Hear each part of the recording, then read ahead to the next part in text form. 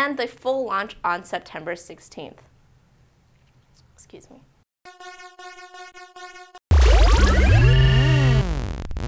Today's episode of the Daily XP is brought to you by Loot Crate, monthly gaming and geek gear brought directly to your door. Sign up using the link in the description below.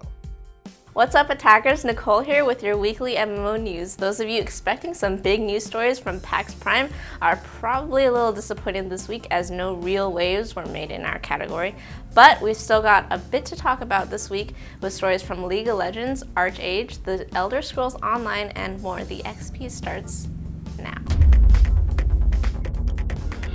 Big changes are coming to League of Legends. Aside from the Summoner's Rift change, Riot Games is completely rewriting the lore behind the game and its champions. The team came to the conclusion that the lore was getting muddier with each successive champion edition, and although it's a tedious task to completely rewrite the lore, it was worth it for them to do.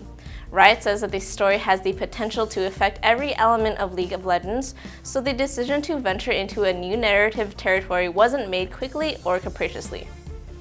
This new approach is focused on opening up possibilities and unlocking a wider, more fully fledged world. No word yet on when these changes will be made. One of the season's most anticipated new MMOs, ArcheAge, is nearing launch.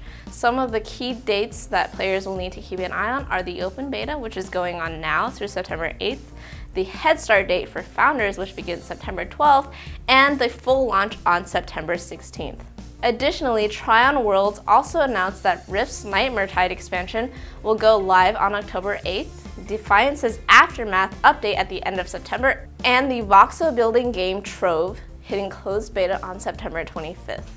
A developer suffering the loss of staff following release is not unheard of and is actually quite the norm in the MMO world, as teams move from building worlds of massive proportion to supplying smaller content updates. So let's not be surprised that Bethesda had to lay off a small portion of the staff working on The Elder Scrolls Online. I know this isn't a very happy story. Sorry.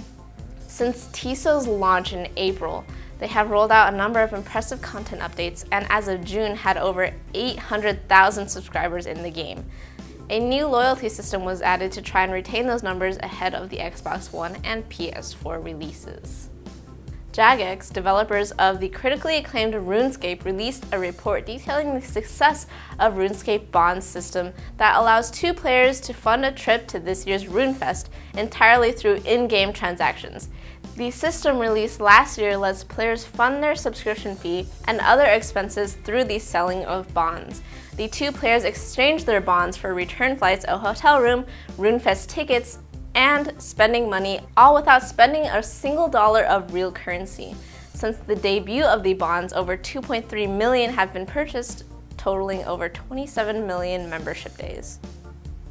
So that's all I've got for you today. Thanks for watching the XP. Be sure to hit that like button and subscribe to Attack Gaming for daily content. Check us out on our website for more MMO news and find us on Facebook and Twitter for the latest content from all of us. And leave me a comment and I will see you guys next week.